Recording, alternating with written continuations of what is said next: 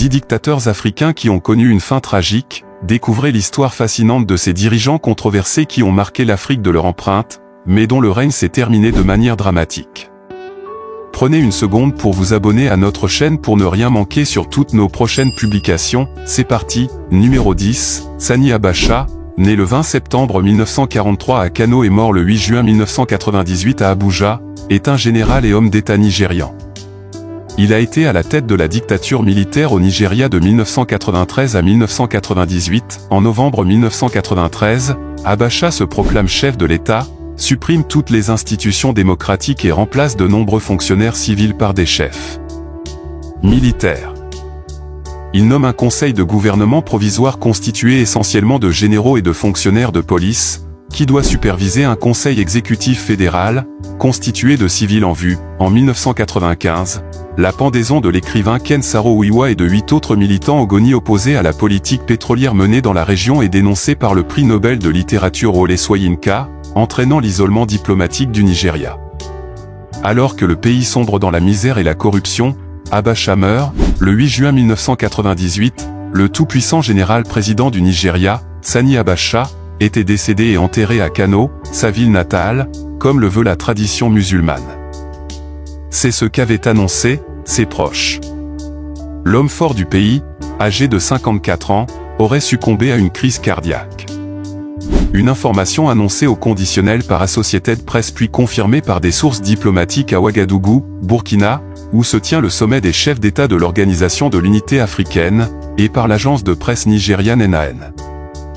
Numéro 9. Samuel Kanyando, né le 6 mai 1951 à Tuzon et mort assassiné le 9 septembre 1990 à Monrovia, est un militaire et un homme d'État libérien. Il est à la tête du Libéria du 12 avril 1980 à sa mort, d'abord comme président du Conseil populaire de rédemption, 1980 à 1986, puis comme président de la République, 1986 à 1990, ancien sergent, formé par les bérets verts américains, il prend le pouvoir au Libéria par un coup d'État le 12 avril 1980. Il en devient président, et suspend la Constitution de 1847. Il met en place le People's Redemption Council, gouvernement provisoire qu'il préside. Son prédécesseur William Tolbert est tué par ses hommes dans son lit. Doe fait ensuite exécuter 13 des membres du gouvernement Tolbert en public sur une plage. Un régime de terreur est institué, marqué par des exécutions sommaires. Doe est capturé par les troupes de Johnson X dans le bureau du chef de l'Ecomog, qui s'était déployé un mois avant. Il meurt sous la torture, les jambes mitraillées, les oreilles et les doigts coupés, il est exécuté d'une balle dans la tête. Son corps est ensuite exposé nu dans les rues de Monrovia. Une vidéo, montrant la torture et la mort de Doe, et dont les images choquent la communauté internationale, est diffusée pendant quelques années dans les pays d'Afrique de l'Ouest. Numéro 8, William Richard Tolbert Junior, 13 mai 1913 – 12 avril 1980, était un homme politique libérien, président de la République du Libéria de 1971 à sa mort en 1980. Pasteur baptiste, il a été président de l'Alliance baptiste mondiale de 1965 à 1970. Il fut aussi président de l'OUA entre 1979 et 1980. Au matin du 12 avril 1980, un groupe de soldats se rend à la résidence du président pour réclamer le paiement de leurs soldes. À leur tête, le sergent-chef Samuel Doe.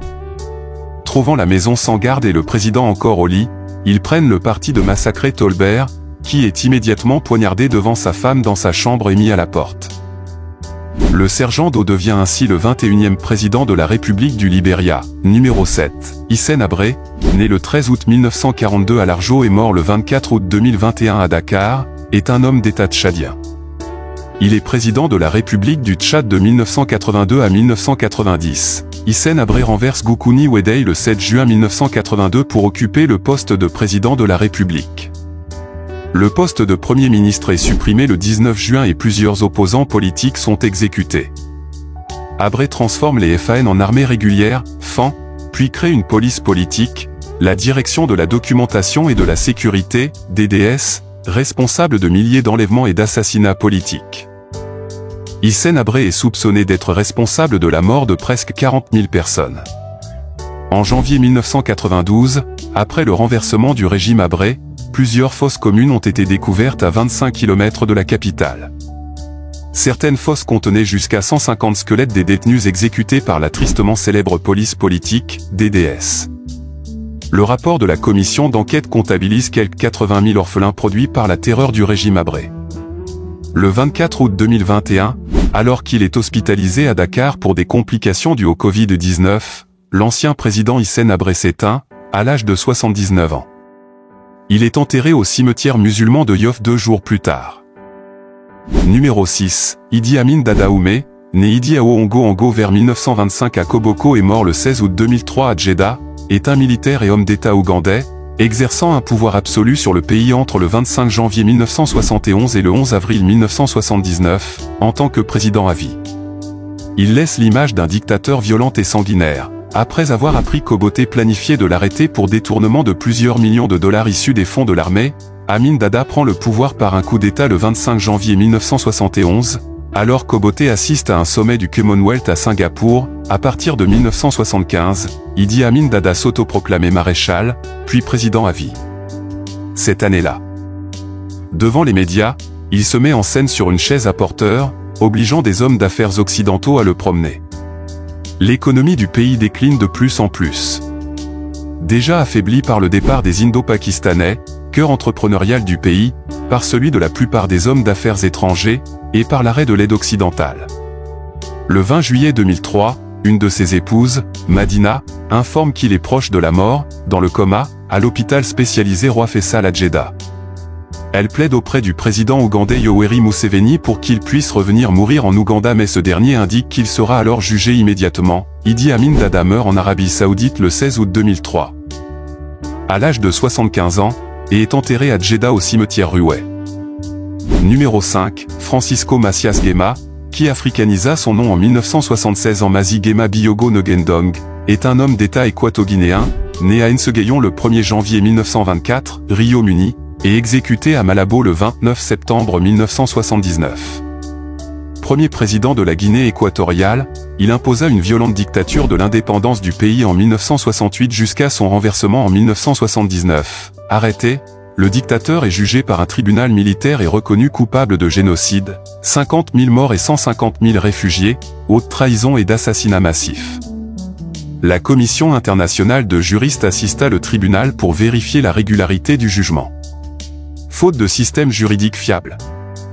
Le dernier système légal en vigueur dans le pays, le code militaire espagnol, sera appliqué. Il est condamné à mort le 29 septembre et exécuté le jour même par la garde royale marocaine, faute de volontaires parmi des soldats équato-guinéens. Numéro 4, Robert Mugabe est mort à 95 ans. L'ancien président zimbabwéen Robert Mugabe, qui a dirigé d'une main de fer son pays de 1980 à 2017, était décédé à l'âge de 95 ans à Singapour. Annonça la présidence. Héros de l'indépendance devenu despote, il avait été chassé du pouvoir par un coup de force de l'armée, après 37 ans au pouvoir. L'actuel président du Zimbabwe, Emmerson Mnangagwa, a déclaré Robert Mugabe héros national. Numéro 3. Idriss Déby Itno, né le 18 juin 1952 et mort 20 avril 2021, était un homme politique et officier militaire tchadien qui fut le 6e président du Tchad de 1991 jusqu'à sa mort en 2021 lors de l'offensive du nord du Tchad. Son mandat de plus de 30 ans fait de lui le président tchadien ayant exercé le plus longtemps. Idriss Déby a pris la présidence du Tchad en 1991. Il a été réélu tous les 5 ans jusqu'à sa mort en 2021, soit un total de 30 ans au pouvoir. Selon les témoignages des porte-paroles militaires et rebelles, le 18 avril, il aurait été pris dans un échange de tirs dans le village de Mélé, près de la ville de Nokou, et aurait été mortellement blessé par balle. Bien qu'il ait été immédiatement transporté par avion vers la capitale pour des soins médicaux d'urgence, il a quand même succombé à ses blessures 2 jours plus tard et est décédé le 20 avril, à l'âge de 68 ans. Numéro 2. Mobutu Sese Seko, né Joseph Désiré Mobutu le 14 octobre 1930 à Lissala, Congo belge, et mort le 7 septembre 1997 à Rabat, Maroc, est un homme d'État, militaire et dictateur zaïrois, ayant gouverné la République démocratique du Congo de 1965 à 1997, soit 32 ans de pouvoir. Après avoir réorganisé l'armée, il mène le 24 novembre 1965 un coup d'État contre Joseph Kasavubu, premier président de l'ancien Congo belge. Il est soutenu par la Central Intelligence Agency, CIA, lors de son coup d'État. suivant une crise politique aiguë entre le président Kasavubu et le gouvernement de Tshombe, ce coup d'État est acclamé et accepté de tous, Kasavubu l'en remercie, Mobutu se réfugie dans un premier temps au Togo mais le président togolais Gnassingbé Eyadema insiste pour que Mobutu quitte le pays. Après avoir été soigné pendant de longs mois en Suisse et en France, Mobutu Sese Seko meurt d'un cancer de la prostate le 7 septembre 1997 à l'hôpital militaire Mohamed V de Rabat. Numéro 1. Mouammar Kadhafi né le 19 juin 1942 à Kasr Abu Hadi, Libye italienne, et mort le 20 octobre 2011 dans les environs de Sirte, Libye, est un militaire et homme d'État libyen. Le 20 octobre 2011, alors que Mouammar Kadhafi quitte Sirte, dernier bastion tenu par ses partisans, son convoi est obligé de changer de route par un tir des avions de l'OTAN, puis se retrouve piégé dans une embuscade orchestrée par la rébellion. Il est capturé vivant, mais sa mort est finalement annoncée par un haut responsable militaire du CNT un peu plus tard dans la journée. Des images de la capture de Kadhafi montrent ce dernier, visiblement hagard et le visage ensanglanté, en train d'être malmené et frappé par les combattants rebelles. L'un d'eux semble essayer de le sodomiser avec un bâton ou une baïonnette tout en le faisant avancer. Mahmoud Jibril, numéro 2 du CNT, explique que Mouammar Kadhafi a été mortellement blessé lors d'échanges de tirs, mais dit ignorer qui a tiré le coup mortel. Merci d'avoir suivi la vidéo jusqu'à la fin. Surtout n'oubliez pas de laisser un j'aime, un commentaire et encore plus n'oubliez pas de vous abonner pour ne rien manquer sur toutes nos prochaines publications.